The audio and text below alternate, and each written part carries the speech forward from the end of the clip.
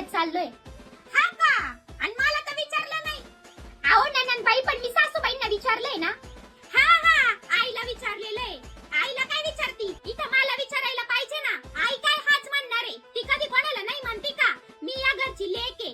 आजपर्यंत काय ना या घराला मीच सांभाळलंय.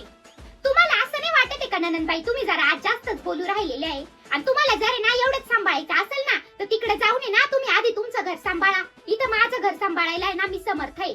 आले ना पाहुण्यासारखे, आता 2 दिवस राहा आणि जा. उगीच आमच्या मध्ये इथं काड्या लावून नका जाऊ.